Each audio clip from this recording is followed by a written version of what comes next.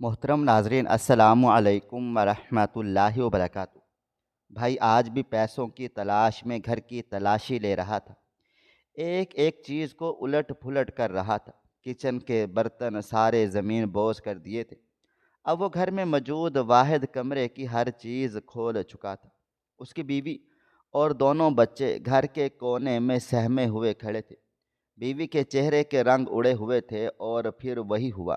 بھائی کے ہاتھ وہ تھیلا لگ چکا تھا۔ وہ حیرت سے کمرے سے باہر آیا اور صحن میں آ کر جیسے ہی تھیلے کے اندر جھانکا، اس کے منہ سے چیخ نکل گئی، کیونکہ اس تھیلے کے اندر… میں خاموشی سے برآمدے میں بیٹھا ضبط کے گھونٹ پی رہا تھا۔ دل چاہ رہا تھا بھائی کے کمرے کے اندر جاؤں اور اسے بھی اسی طرح ماروں جس طرح وہ بھابھی پر ہاتھ اٹھا رہا تھا، لیکن مجبوراً میں وہیں بیٹھا رہا تھا، کیونکہ امی جان کا حکم تھا، میاں بیوی کے درمیان کسی کو کچھ بھی کہنے کی اجازت نہیں ہے۔ چند لمحے کے بعد اندر سے بچاؤ بچاؤ کی آواز آنے لگ گئی تھی۔ میں نے نم آنکھوں سے اپنی ماں کو دیکھا تو وہ سر نفی میں ہلاتے ہوئے بولی، وہ میاں بیوی ہیں، ایک دوسرے کو مار دیں یہ ان کا مسئلہ ہے، ہم درمیان میں بول کر گندے کیوں ہوں؟ اگلا لمحہ وہ دونوں ایک دوسرے سے مل جائیں گے اور تم بھائی آپس میں لڑ جاؤ گے، اس لیے بہتر ہے فاصلہ رکھو۔ جبکہ میں بے اختیار بولا تھا، کیا فائدہ ایسے بھائی چارے کا جس میں انسانیت نہ ہو؟ نہیں رکھنی مجھے ان سے دوستی۔ ان جیسے انسان سے دوستی رکھنا پسند کون کرے گا؟ امی، میاں بیوی کے درمیان اگر وہ ایک دوسرے کو مار رہے ہیں تب بھی سمجھ آتا ہے کہ لڑ کر خاموش ہو جائیں گے، مگر آپ کا بیٹا ان کو مار رہا ہے اور وہ صرف اور صرف مار کھا رہی ہیں۔ اس طرح سے تو وہ مر جائے گی، اور اب وہ بچاؤ بچاؤ چلا رہی ہے۔ اتنے بے ضمیر مت بنیں کہ آخرت میں اللہ تعالیٰ کا سامنا بھی نہیں کر پائیں۔ خدا کا خوف کریں۔ اللہ تعالیٰ نے آپ کو بھی بیٹی بھی عطا کی ہے، پوتی بھی عطا کی ہے۔ یہ سوچ کر اپنے قدم روک لیں کہ کل کو اگر آپ کے خاندان کی بیٹیوں کے ساتھ یہ ہو رہا ہوگا تو کیا تب بھی آپ یہی بولیں گی کہ میاں بیوی کے درمیان کچھ نہ بولا؟ بھلے آدمی اپنی عورت کو ختم کر دے۔ یہ کہتے ہی میں اپنی جگہ سے کھڑا ہو گیا تھا اور فوراً کمرے کے اندر داخل ہوا تھا۔ بھائی بھابھی کو بیلٹ سے بہت بری طرح مار پیٹ رہے تھے۔ مجھے دیکھتے ہی وہ غصے سے چلائے، چھوٹے تم باہر جاؤ، یہ ہم دونوں کا مسئلہ ہے۔ جبکہ میں فوراً ان کے درمیان کھڑا ہو گیا تھا اور ان کے ہاتھ سے بیلٹ چھینتے ہوئے بولا، یہ آپ کا مسئلہ نہیں ہے، انسان بن جائیں، وہ عورت ہے، کچھ تو خدا کا خوف کریں۔ جبکہ وہ بولے، یہ عورت نہیں، بد چلن خاتون ہے، آج میں اس کو زندہ نہیں چھوڑوں گا۔ یہ کہتے ہی وہ ایک بار پھر بھابھی کی طرف بڑھنے لگے تھے، مگر میں نے ان کو سختی سے تھام لیا تھا اور انہیں باہر کی طرف دھکیلتے ہوئے بولا، خبردار، جو آپ نے ان پر ہاتھ اٹھانے کی جرت بھی کی، خدا کو مانے، اللہ تعالیٰ نے آپ کو بھی دو بیٹیوں سے نوازا ہے، کچھ تو خدا کا خوف کرے۔ جبکہ وہ بولے، اسی بات کا تو غم ہے، اگر یہ ان کی جگہ بیٹے پیدا کر دیتی تو آج وہ مجھے کما کر دیتے۔ یہ عورت مجھ پر عذاب کی طرح نازل ہوئی ہے، نہ جانے اماں نے کیا پسند کر کے اس سے میری شادی کروائی ہے، لیکن میں آج اس کا قصہ ہی تمام کر دوں گا۔ یہ سمجھتی کیا ہے میرے حکم کو ٹالے گی؟ اب میں اس کو بتاؤں گا کہ میں اس کے ساتھ کر کیا سکتا ہوں۔ یہ کہتے ہی وہ ایک بار پھر بھابھی کی طرف بڑھے تھے، مگر میں زبردستی انہیں باہر لے آیا تھا اور بھابھی کو اندر سے دروازہ بند کرنے کا اشارہ کیا تھا۔ باہر آتے ہی بھائی جان نے مجھے زور سے جھٹکا تھا اور مجھے دیکھتے ہوئے بولے، تمہیں 1000 بار کہا ہے میرے اور میری بیوی بچوں کے معاملات سے دور رہا کرو، مگر تمہیں میری سمجھ کیوں نہیں آتی ہے؟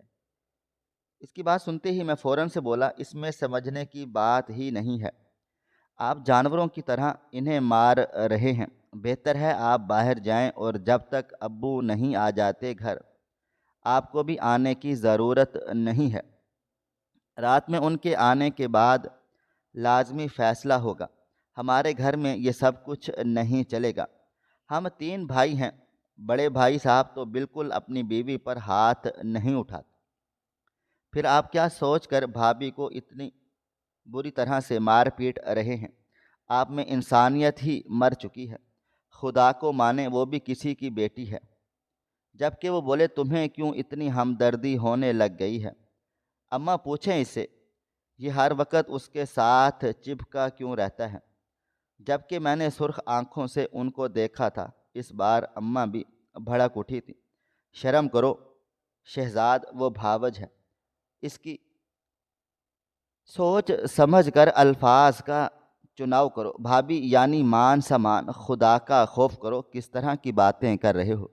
جبکہ وہ اپنے بالوں کو پیچھے کی طرف جھٹکتے ہوئے بولے، اور کیا بولوں، کوئی بھی بھائی ہمارے معاملات میں دخل نہیں دیتا، اس کو ہی خدمت خلق کا جذبہ سوار رہتا ہے، اب کوئی بھی ہو شک تو ہوگا ہی نا۔ جبکہ اماں زبردستی میرے بھائی کو اپنے کمرے میں لے گئی تھی اور میں وہیں سر تھام کر بیٹھ گیا تھا۔ مجھے ان باتوں سے کوئی فرق نہیں پڑتا تھا۔ بھابھی میری ماں جیسی تھی، میں نے ہمیشہ ان کو اپنی ماں کی طرح ہی رتبہ دیا تھا، مگر کہتے ہیں نا کچھ لوگ آپ کے مقدس رشتوں کو بھی نہیں سمجھتے۔ کافی دیر تک میں باہر بیٹھا رہا تھا، اندر سے بھائی کے چلانے کی آوازیں آ رہی تھی۔ مجھے سمجھ نہیں آتا تھا کہ ان کو اچانک دورہ کیوں پڑتا ہے۔ آج تک یہ بات میرے پلے پڑی ہی نہیں تھی۔ عموماً وہ بھابھی کے ساتھ اچھا رویہ رکھتے تھے، مجھ سے بہت اچھے طریقے سے باتیں کرتے تھے، اپنی بیٹیوں کو بہت چاہتے تھے، لیکن کبھی کبھی ان کا برتاؤ کسی جانور کی طرح ہو جاتا تھا، اور یہ بات مجھے سمجھ ہی نہیں آتی تھی کہ ایسا کیوں ہے۔ اکثر رات آنے کے بعد وہ اپنی بیوی بچوں کے لیے باہر سے کھانا بھی لاتے تھے، بھابھی کو گھمانے کے لیے بازار لے کر جاتے تھے، بیٹیوں کو ہر وقت اپنے سر پر بٹھائے رکھتے تھے، ان کی پسند کی چیزیں لاتے تھے، ان کو پیسے دیتے تھے، مگر کبھی کبھی ان کا رویہ ایسا ہوتا تھا کہ پورا گھر دنگ رہ جاتا تھا۔ بھابھی اللہ میاں کی گائے کی مانند تھی، وہ بھی بہت اچھی خاتون تھی، نہ کبھی امی سے بدتمیزی کرتی، نہ بھائی کے سامنے زبان چلاتی تھی، ہمیشہ سر جھکائے اپنے کام میں مگن رہتی تھی۔ کہنے کو بڑی بھابھی اکثر امی سے بدتمیزی بھی کرتی تھی، گھر کے کسی کام میں حصہ نہیں لیتی تھی۔ اکثر ہمارے گھر میں جب خاندان کی دعوت ہوتی تھی، عموماً گھر میں لڑائی ڈالنے کے لیے وہ اپنے میکے چلی جاتی تھی، مگر میری یہ بھابھی ہمیشہ ہر کام میں ساتھ دیتی تھی، امی کا بازو بنی رہتی تھی، میری بہن کو اتنا چاہتی تھی، مگر اس کے باوجود ان کے ساتھ ایسا سلوک نہ جانے کیوں مجھے کچھ اور سوچنے پر مجبور کر دیتا تھا۔ اکثر جب بھی بھائی ان پر ہاتھ اٹھاتے تھے، وہ ایک ہی بات کہتے تھے، یہ بد چلن عورت ہے، یہ مجھ پر عذاب کی طرح نازل ہو گئی ہے، بیٹیاں پیدا کر کے اس نے میری زندگی تباہ و برباد کر دی ہے، اگر بیٹے ہوتے تو لازمی مجھے کما کر پیسے دیتے۔ ان کے یہ جملے ہر لڑائی میں ایک جیسے ہی ہوتے تھے۔ میں نے سوچ لیا تھا کہ اس بار میں صبح بھابھی سے ملاقات کر کے لازمی لڑائی کی جڑ پوچھوں گا۔ ہمارے درمیان بہت اچھا رشتہ تھا، مگر جب ایسا حادثہ ہوتا تھا میں کبھی بھی ان سے یہ نہیں پوچھتا تھا کہ بھائی نے آپ کو کیوں مارا ہے۔ مجھے بہت جھجک اور شرم آتی تھی، کیونکہ ایک عورت سے اس کے درد کے بارے میں دریافت کروں، یہ اچھی بات نہیں ہوتی۔ کافی دیر تک میں گھر میں ہی بیٹھا رہا تھا۔ بھائی ابھی بھی اماں کے سامنے کسی نہ کسی بات پر چلا ہی رہے تھے، لیکن میں اندر نہیں گیا تھا۔ اگر میں اندر چلا جاتا تو بلا وجہ لڑائی بڑھ سکتی تھی۔ چند لمحے بعد میں اپنی جگہ سے کھڑا ہوا تھا اور خاموشی سے گھر سے نکل آیا تھا۔ مجھے یقین تھا اب اماں بھائی کو دوبارہ ہاتھ نہیں اٹھانے دیں گی۔ ارادہ میرا آج دوست سے ملاقات کرنے کا تھا، مگر گھر میں ہوئے اس حادثے کی وجہ سے میرا موڈ کافی خراب ہو گیا تھا۔ اگر اب میں اپنے دوست سے ملتا تو لازماً گھر کے سلسلے میں بات ہوتی، اور میں اپنے گھریلو مسائل کسی بھی شخص کے ساتھ ڈسکس کرنا پسند نہیں کرتا تھا۔ میں سیدھا قریبی ہوٹل آ گیا تھا اور چائے کا آرڈر دیے خاموشی سے سر جھکائے بیٹھ گیا تھا۔ میرا دل خون کے آنسو رو رہا تھا۔ میں نے کہیں پڑھا تھا اگر آپ کے گھر کے مرد کسی بہن بیٹی کے ساتھ برا کریں تو کل کو آپ کے گھر کی عورتیں اسی در سے گزریں گی، اور مجھے ہر وقت اپنی بہن کی فکر لگی رہتی تھی جو ابھی میٹرک کلاس کی طالبہ تھی۔ ابھی چند لمحے مزید گزرے تھے جب اچانک مجھے اپنے نام کی پکار سنائی دی تھی۔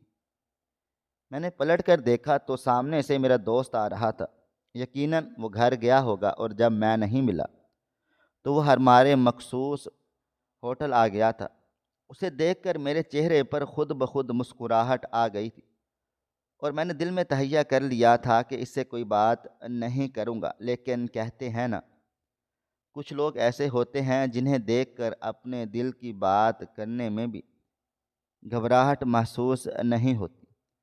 قریب آ کر اس نے مجھے گلے لگایا تھا اور میرے کندھے کو تھپ تھپاتے ہوئے بولا، معذرت، مجھے تھوڑی دیری ہو گئی، میں گھر گیا تھا، تمہارا بڑا بھائی ملا تھا، انہوں نے ہی کہا کہ ہو سکتا ہے تم ہوٹل نکل آئے ہو۔ گھر میں سے تمہارے بیچ والے بھائی کی بہت چیخنے چلانے کی آوازیں آ رہی تھیں، سب ٹھیک تو ہے نا؟ میں نے سر ہاں میں ہلا دیا تھا اور اس کو دیکھتے ہوئے بولا، تمہیں معلوم ہے نا، جب بھائی کو غصہ آتا ہے تو کتنا برا آتا ہے۔ خیر چھوڑو، اماں سے تھوڑی بہت ان کی لڑائی ہو گئی تھی، آؤ تم بیٹھو، چائے کا آرڈر دے دوں؟ اس نے سر ہاں میں ہلایا تھا اور مجھے دیکھتے ہوئے بولا، تم سے انہی کے سلسلے میں بات کرنی تھی۔ خیر بیٹھو، میں تمہیں بتاتا ہوں۔ میں نے چونک کر اس کی طرف دیکھا تھا۔ عموماً ہم جب بھی ملاقات کرتے تھے زیادہ تر باتیں کام کے حوالے سے ہی ہوتی تھیں، کبھی بھی کسی گھریلو معاملات پر بات کرنا ہم پسند نہیں کرتے تھے۔ پہلی بار وہ میرے بھائی کا ذکر کر رہا تھا، مجھے تعجب ہوا تھا۔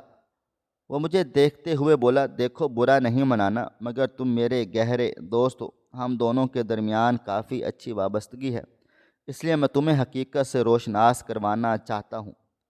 جتنا جلدی ہو سکے اپنے گھر پر توجہ دو۔ اور جیسے جیسے وہ مجھے بھائی کے حوالے سے بتاتا چلا گیا، میری آنکھیں پھٹی کی پھٹی رہ گئی تھی۔ میں اس کو دیکھتے ہوئے بولا، تم جھوٹ بول رہے ہو، ایسا ہو ہی نہیں سکتا۔ بھائی کام کرنے والے ہیں، بیٹیوں والے ہیں، وہ ایسی جگہ نہیں جا سکتے۔ جبکہ وہ بولا، بہتر ہوگا تم اپنی بھابھی سے اس حوالے سے پوچھو۔ تمہارے مطابق تمہاری بھابھی بہت خاموش طبیعت خاتون ہے، یقیناً انہوں نے اپنے شوہر کا یہ عیب چھپایا ہے، مگر دیکھو اگر تم لوگوں نے بروقت ان پر قابو نہیں پایا تو نقصان اٹھاؤ گے۔ انہیں ایک دفعہ نہیں کئی بار دیکھا گیا ہے، اور تم اچھی طرح سے جانتے ہو وہاں پر میرے معاملات کتنے زیادہ اسٹرانگ ہیں۔ مجھے فوراً سے خبر مل گئی۔ اپنے دوست کے منہ سے ایسی بات سن کر میں سانس لینا بھول گیا تھا۔ مجھے یقین ہی نہیں آ رہا تھا کہ جو وہ کہہ رہا ہے وہ حقیقت پر مبنی ہے۔ میں سر نفی میں ہلاتے ہوئے بولا، نہیں کاشف، میں یہ نہیں مان سکتا، شاہ نواز بھائی اس حد تک نہیں گر سکتے۔ ہاں، اکثر وہ غصے میں اپنی بیوی پر ہاتھ اٹھاتے ہیں، مگر میں ابھی اپنا جملہ مکمل کرتا اس سے پہلے ہی وہ بولا، یہ کام کرنے والے اپنی بیویوں کو مارتے ہیں، ان کے دل و دماغ میں اتنا غصہ سوار ہو جاتا ہے کہ انہیں اچھا برا کچھ بھی سمجھ نہیں آ رہا ہوتا، مارنے کے بعد یہ شرمندہ بھی ہوتے ہیں۔ یہ تمام نشانیاں تمہارے بھائی سے جڑتی ہیں۔ مجھ سے الجھو مت، میں تمہارا دل و دماغ خراب نہیں کر رہا، میں صرف تمہیں آگاہی دے رہا ہوں کہ اپنے بھائی پر نظر رکھو، بعد کے پچھتاوے سے بہتر ہے ابھی غور کر لو۔ میں تم سے جھوٹ کیوں بولوں گا؟ تم میرے بہترین دوست ہو۔ اس کی بات سن کر واقعی میں کچھ لمحے بول ہی نہیں پایا تھا، بس خاموشی سے اس کی صورت دیکھتا رہا تھا۔ چائے لے کر چھوٹا بچہ بھی آ گیا تھا، اس نے ساتھ میں کیک وغیرہ کا آرڈر بھی دیا تھا، جبکہ میں بالکل چپ چاپ تھا۔ مجھ پر سناٹا طاری ہو گیا تھا۔ وہ مجھے دیکھتے ہوئے بولا، خیر چائے وغیرہ پیو اور اس پر تھوڑا سا دھیان دو۔ تمہارا بھائی زیادہ عرصے سے یہ کام نہیں کر رہا، اس لیے مشکل پیش نہیں آئے گی، جلد تم انہیں روک سکتے ہو۔ جبکہ میں جانتا تھا اگر بھائی اس کام میں ملوث ہو چکے ہیں تو انہیں روکنا بھی بہت مشکل ہو جائے گا، کیونکہ بچپن سے ہی یہ بہت ضدی انسان رہے تھے۔ مجھ سے چائے کا ایک گھونٹ بھی نہیں لیا گیا تھا، وہ بار بار مجھے چائے پینے کا کہہ رہا تھا، جبکہ میں بس ایک ہی بات بول رہا تھا کہ بھائی ایسا کیسے کر سکتے ہیں۔ انہیں ایک دفعہ خیال نہیں آیا کہ ان کی اپنی دونوں بیٹیاں بڑی ہو رہی ہیں اور ان کی ایک جوان بہن گھر میں بیٹھی ہے، اور وہ یہ کام کرنے کا سوچ بھی کیسے سکتے ہیں۔ جبکہ وہ بولا جب انسان کی مت ماری جاتی ہے تب وہ ایسی حرکتیں کرتا ہے، لیکن تم خدا کا شکر مناؤ کہ بات بگڑنے سے پہلے تم تک بات پہنچ گئی ہے۔ تم بآسانی اس بات کو سنبھال سکتے ہو، تمہارے ہاتھ میں ابھی سب کچھ ہے۔ جبکہ میں کچھ بھی کہنے کی کیفیت میں نہیں تھا۔ تقریباً ہم دونوں دوست 1 گھنٹہ ساتھ بیٹھے تھے، اور پھر میں اس سے معذرت کر کے گھر کی طرف نکل آیا تھا۔ مجھے اپنے بھائی جان سے بات کرنی تھی، اگر وہ یہ کام کر رہے تھے تو ان کی معافی اب نہیں تھی۔ میں بابا جان کو ہر بات بتانے کا ارادہ رکھتا تھا، اس طرح پورا گھر ہمارا برباد ہو سکتا تھا۔ جو کام انہوں نے اپنے لیے چنا تھا وہ صرف ہمارے گھر میں رسوائی لاتا، اور میں ایسا کرنے کی اجازت کسی کو بھی نہیں دے سکتا تھا۔ بے شک میں گھر کا چھوٹا تھا، لیکن سمجھ مجھ میں سب سے زیادہ تھی۔ مالیت میں بھی میں زیادہ تھا، آدھے سے زیادہ گھر میرے ہی پیسوں سے چل رہا تھا، اس لیے ابا جان مجھے کافی اہمیت دیتے تھے۔ ایک مختصر مسافت طے کر کے میں گھر پہنچ گیا تھا۔ گھر میں داخل ہوا تو ایک کوہرام برپا تھا۔ بھائی بھابھی کو بری طرح سے صحن میں مار پیٹ رہے تھے۔ اماں، بھائی کی دونوں بچیاں اور میری چھوٹی بہن ایک کونے میں سہم کر کھڑے ہوئے تھے۔ بڑی بھابھی اوپر کھڑی گرل سے تمام تماشا خاموشی سے دیکھ رہی تھی۔ بھابھی کی چیخوں نے پورا صحن دہلا دیا تھا۔ میری جان نکلنے کے در پر آ گئی تھی۔ میں فوراً سے اندر داخل ہوا تھا اور انہیں زور سے تھام کر پیچھے کی طرف دھکیلا تھا، اور بنا ان کو سمجھنے کا موقع دیے بغیر ایک زوردار تھپڑ ان کے چہرے پر رسید کیا تھا، اور انہیں دیوار سے لگاتے ہوئے بولا، شرم سے ڈوب مرو تم، خدا کی قسم اگر تم میرے بڑے بھائی نہیں ہوتے چوک میں تمہیں مارتا۔ دل چاہ رہا ہے کہ تمہیں یہیں زندہ زمین میں گاڑ دوں۔ یہ کام کرتے ہوئے تمہیں ایک دفعہ بھی حیا نہیں آ رہی؟ تمہاری یہ 2 معصوم بچیاں تمہیں اس طرح سے دیکھ رہی ہیں، کیا تمہیں لگتا ہے تم سے کبھی وہ جوانی میں اپنی محبت کر پائیں گی؟ جب بھی تمہاری طرف دیکھیں گی اپنی ماں کا روتا ہوا چہرہ یاد آئے گا۔ تمہاری بہن جو ابھی صرف پروان چڑھ رہی ہے، تمہیں کیا لگتا ہے تمہارے کیے کی سزا اسے نہیں ملے گی؟ باپ بھائی کی وہ غلطیوں کی سزا ان کی بہن بیٹیاں بھگتتی چلی آ رہی ہیں۔ تم کیوں نہیں سمجھتے یہ باتیں؟ جبکہ وہ مجھے اب دور دھکیلتے ہوئے بولے، تو مجھے یہ بتا تیرا اس عورت کے ساتھ رشتہ کیا ہے جو تو اس کی اتنی سائڈیں لیتا ہے؟ ابھی وہ مزید کچھ کہتے جبکہ میں نے ایک اور تھپڑ ان کے منہ پر جڑا تھا، اور ان کا ہاتھ تھام کر باہر کی طرف دھکیلتے ہوئے بولا تھا، تم نہیں چلا رہے یہ گھر، میں چلا رہا ہوں۔ سارے گھر کا راشن، بجلی، گیس کا بل میں دیتا ہوں، تم نہیں دیتے، اس لیے پہلی فرصت میں میرے گھر سے دفع ہو جاؤ۔ جب تک ہمارا باپ نہیں آ جاتا تم اس گھر کی دہلیز پر قدم نہیں رکھو گے۔ تم کیا سمجھتے ہو جو تم ہمارے پیٹھ پیچھے گل کھلا رہے ہو اس کی خبر ہمیں نہیں مل رہی؟ میری بات سن کر اس کے چہرے کی رنگت اب اڑ گئی تھی۔ وہ مجھے گھبرائے ہوئے انداز میں دیکھتے ہوئے بولا، دیکھو میری بات سنو، تمہیں غلط فہمی ہو رہی ہے، میں تمہیں بتاتا ہوں میں کیا کر رہا ہوں۔ جبکہ میں ایک بار پھر اسے باہر کی طرف دھکیلتے ہوئے بولا، اپنی صورت لے کر چلے جاؤ یہاں سے۔ شاہنواز بھائی، میں تمہاری شکل نہیں دیکھنا چاہتا۔ تم نے ایک دفعہ اپنی بیٹیوں کے بارے میں نہیں سوچا؟ اگر انہیں تمہاری حقیقت پتہ چل گئی تو ان پر کیا گزرے گی؟ تم نے پورے گھر کا نظام تباہ و برباد کیا ہوا ہے۔ ایک معصوم عورت تمہیں مل گئی ہے تو تم اس کو اتنا مارو گے؟ خدا کے عذاب سے ڈرو، جب وہ رسی کھینچتا ہے نا تو انسان کو کہیں کا بھی نہیں چھوڑتا، فی الحال تم جاؤ، جب تک بابا اور بڑے بھیا نہیں آ جاتے میں تمہیں اس گھر میں داخل ہونے کی اجازت نہیں دے سکتا۔ تم جو بھی کام کر رہے ہو تم میری نظروں سے آج گر گئے ہو۔ میں ہمیشہ ان سے آپ جناب کر کے مخاطب ہوتا تھا، لیکن آج جو سچائی میرے دوست نے مجھے ان کے حوالے سے بتائی تھی اس نے میری آنکھیں کھول دی تھی۔ اس انسان سے تمیز سے پیش آنا اب تو توہین کی بات تھی۔ میں زبردستی ان کو گھر سے نکال چکا تھا اور دروازہ بند کر دیا تھا۔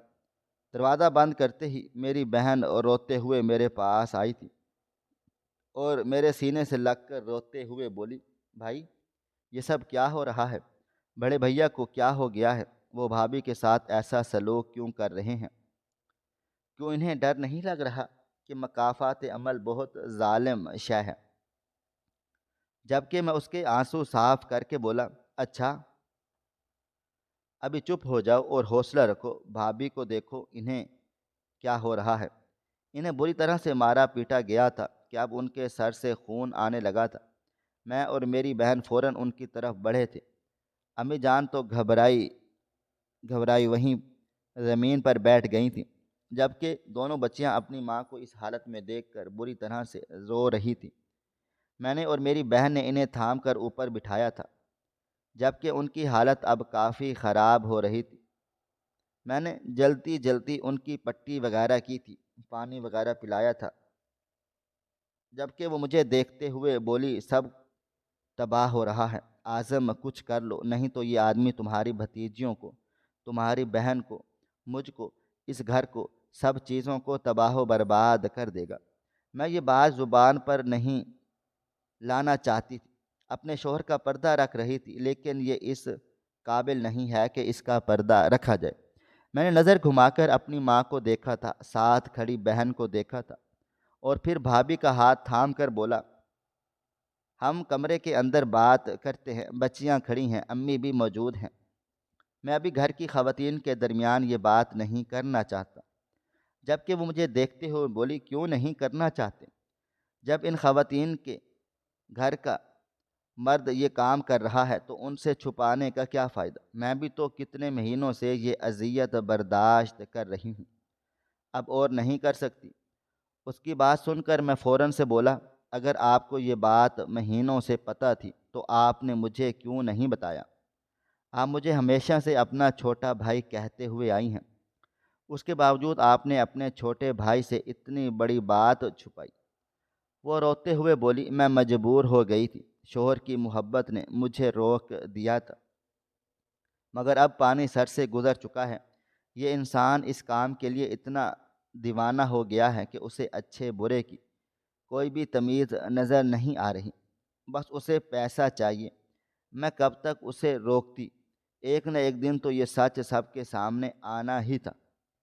جب ہی میں انہیں پیسے دینے سے منع کرتی تھی یا ان کے پیسے چھپا دیتی تھی تو یہ مجھے اسی طرح سے مارتے پیٹتے تھے۔ یہی وجہ ہے کہ آج بھی انہوں نے مجھ پر ہاتھ اٹھایا ہے۔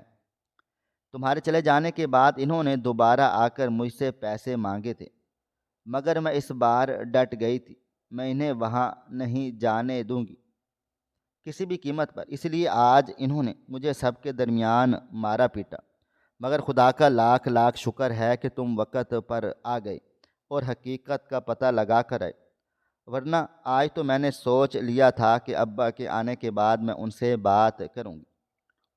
کب تک میں خاموش رہوں گی؟ میں بھی انسان ہوں، کوئی جانور نہیں۔ اپنی بھابھی کی بات سن کر میں نے ایک بڑے بھائی کی طرح ان کے سر پر ہاتھ رکھا تھا اور ان کو دیکھتے ہوئے بولا، اس گھر کا دروازہ ان کے لیے جب تک نہیں کھلے گا جب تک بابا جان نہیں آ جاتے اور ان کے لیے ایک بہترین فیصلہ نہیں ہو جاتا۔ آپ کوئی جانور نہیں ہیں جو ان کی مار پیٹ اس طرح سے برداشت کرتی رہیں گی۔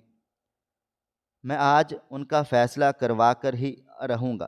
اگر انہوں نے اس کام سے اپنے ہاتھ نہیں روکے تو خدا کی قسم اس گھر میں ان کے لیے اب کوئی بھی جگہ نہیں ہے۔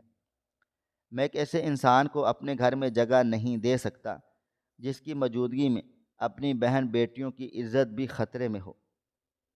میری یہ بات سن کر میری اماں چلا کر بولی، کیا بول رہے ہو تمہیں اندازہ بھی ہے اپنے الفاظ پر؟ جبکہ میں بے اختیار بولا، آپ کی تربیت اگر اچھی ہوتی امی تو آج ہم یہ دن نہیں دیکھ رہے ہوتے۔ آپ نے ساری تربیت اپنی اس معصوم بچے پر لگا دی، لیکن آپ نے ہم تینوں بھائیوں کو تربیت دینا ضروری نہیں سمجھا کیونکہ ہم مرد ہیں۔ مگر میں آپ کو بتاؤں، اس معاشرے میں عورتوں سے زیادہ مردوں کو تربیت دینے کی ضرورت ہے۔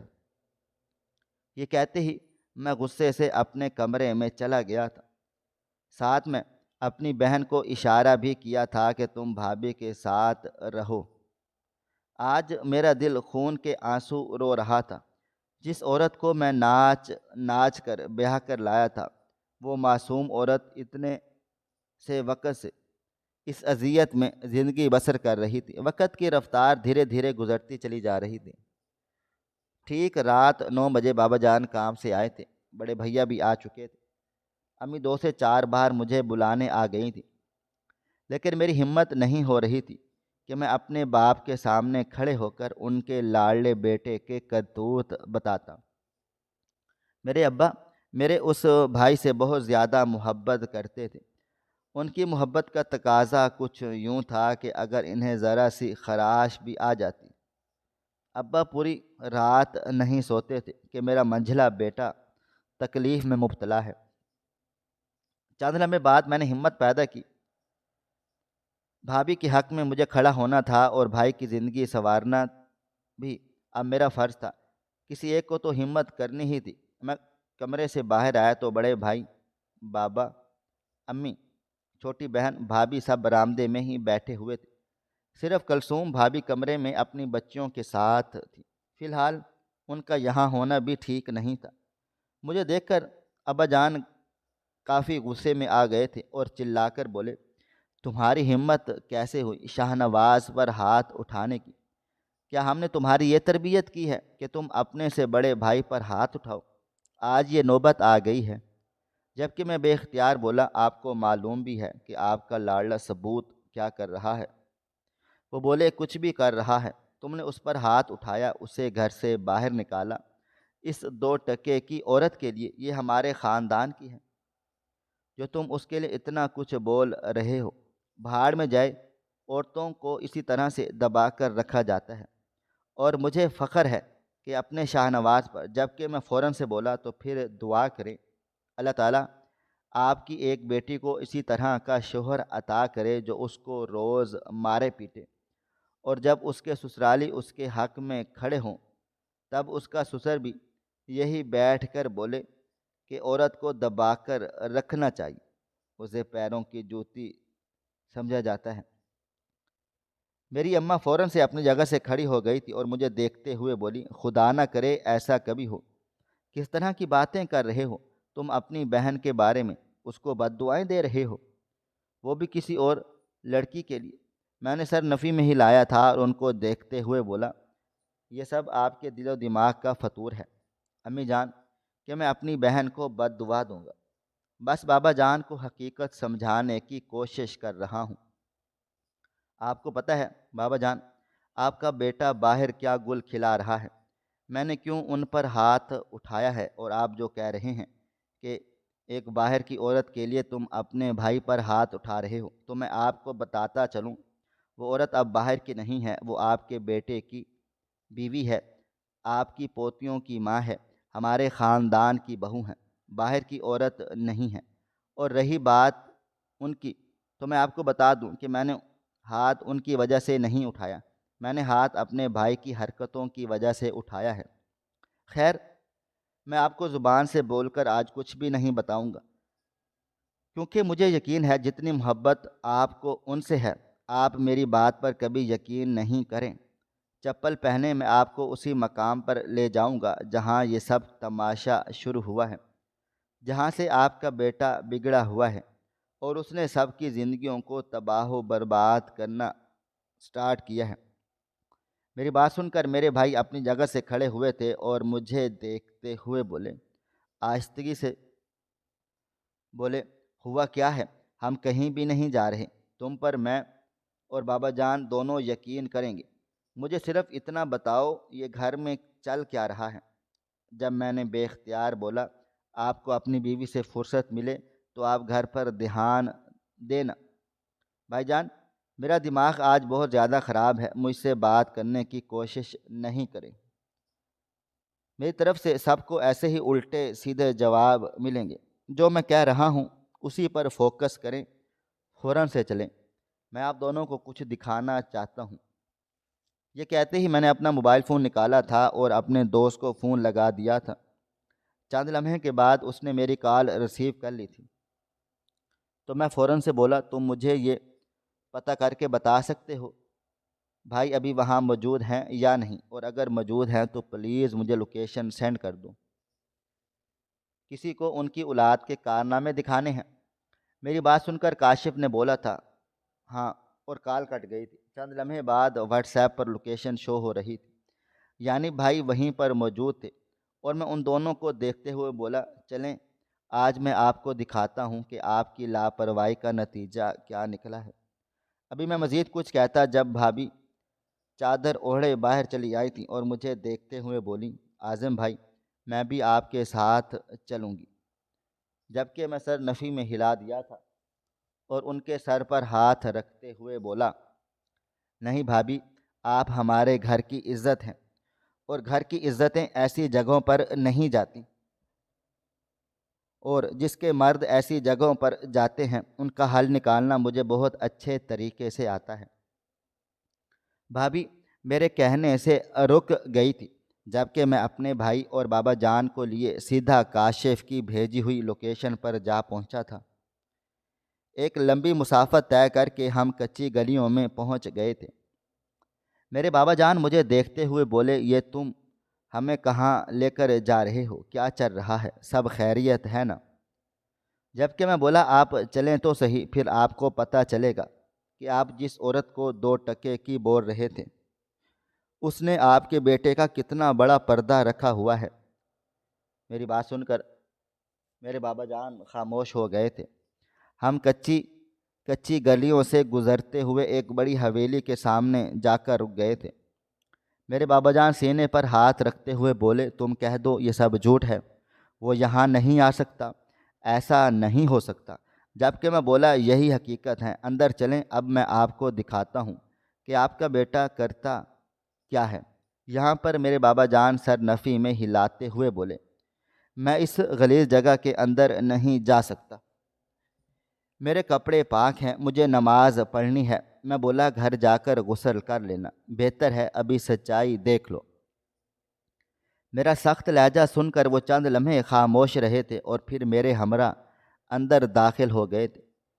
یہ کوئی بڑی حویلی نہیں تھی یا کوئی مقدس جگہ نہیں تھی، بلکہ یہ طوائفوں کا کوٹھا تھا۔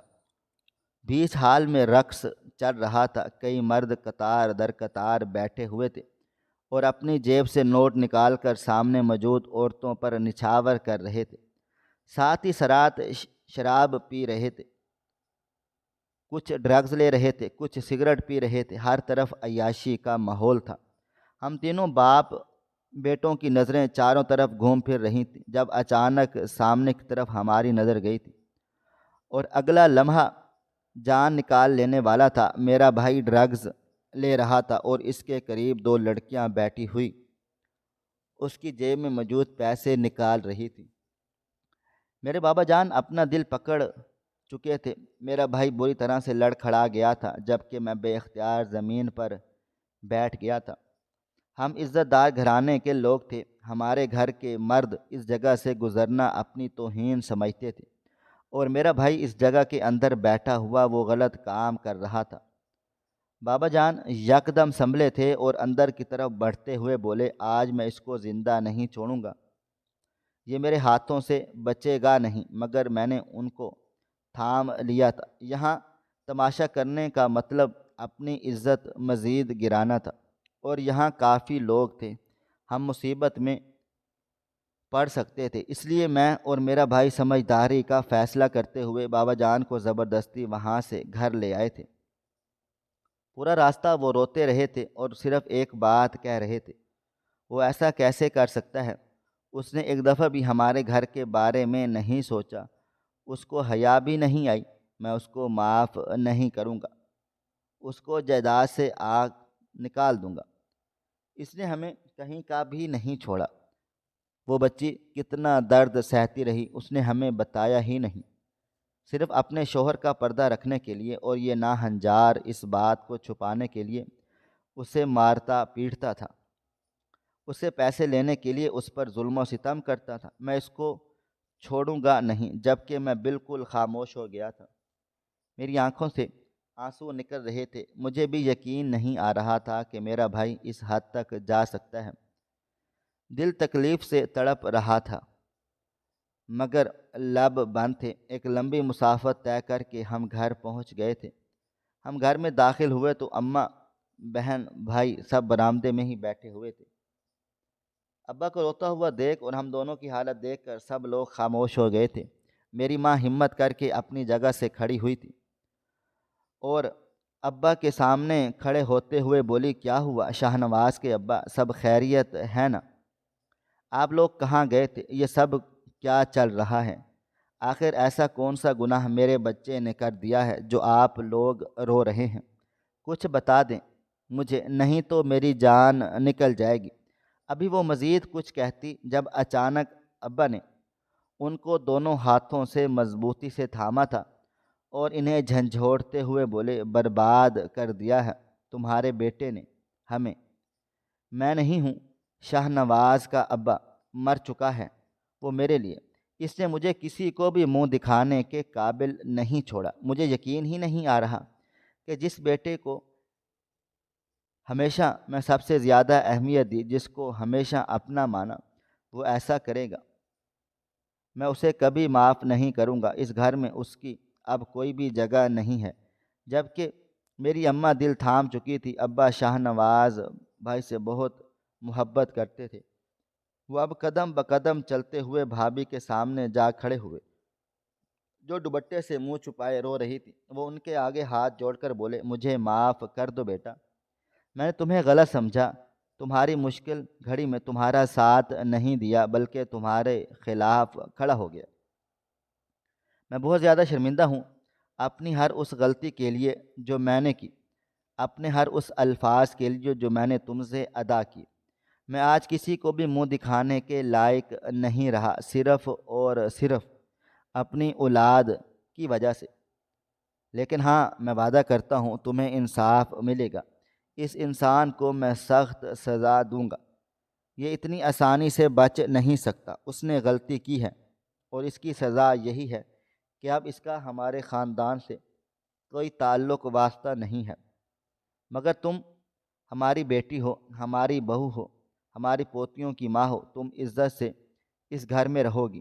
جب کہ بھابھی میرے بابا کے آگے ہاتھ جوڑ کر بولی، نہیں، یہ انصاف کا تقاضا نہیں ہے بابا، انصاف کا تقاضا یہ ہوگا کہ میں بھی سب میاں بیوی کی طرح اپنے شوہر کے ساتھ خوش رہوں۔ اس عمل کا علاج ہوتا ہے، آپ کو کچھ پیسہ اپنا لگانا ہوگا مگر یہ ٹھیک ہو جائیں گے۔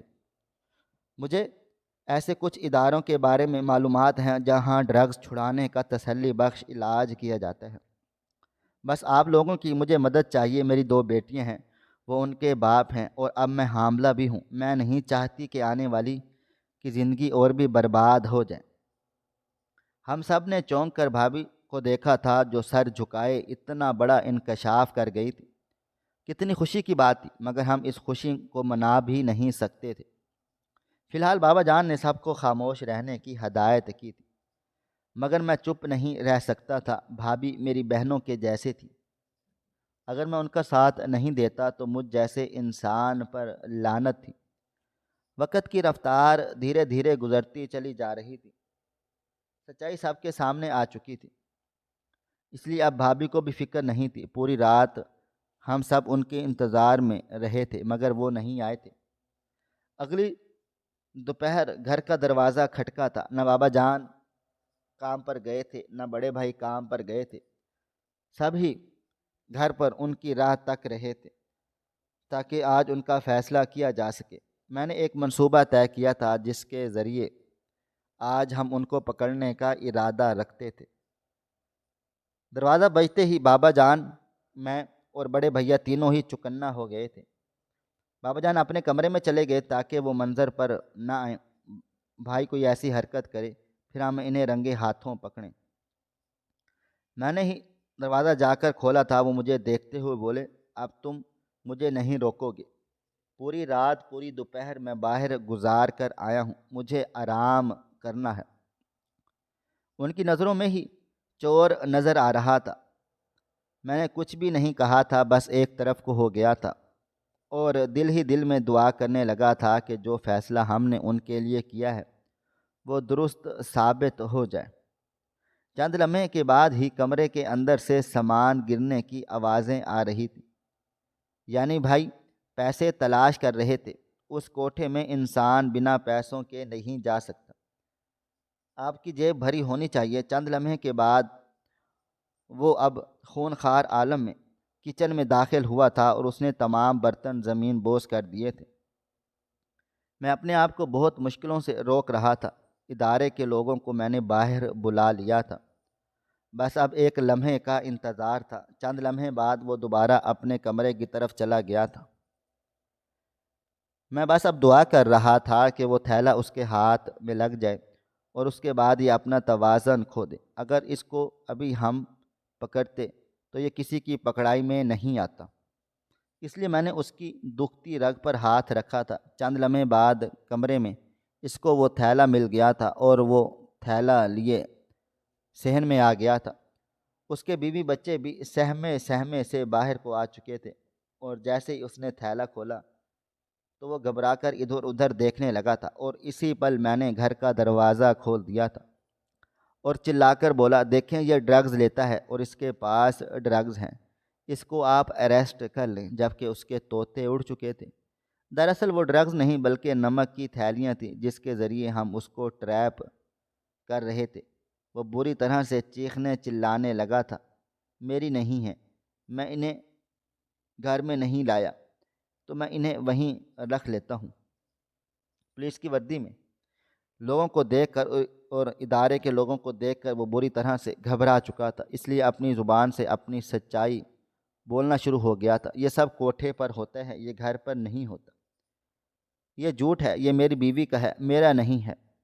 بچوں کی طرح برتاؤ کرنے لگا تھا اور زمین پر بیٹھ گیا تھا۔ ابا جان، بھائی، سب لوگ باہر آ گئے تھے۔ فوراً ہی پولیس نے اس کے ہاتھوں میں ہتھ کڑی لگا دی تھی۔ دراصل یہ سب ادارے کے لوگ تھے جو ہماری مدد کر رہے تھے۔ وہ اپنے آپ کو چھڑانے کی کوشش کرنے لگا تھا، مگر زبردستی وہ لوگ اسے گاڑی میں ڈال کر لے کر چلے گئے تھے۔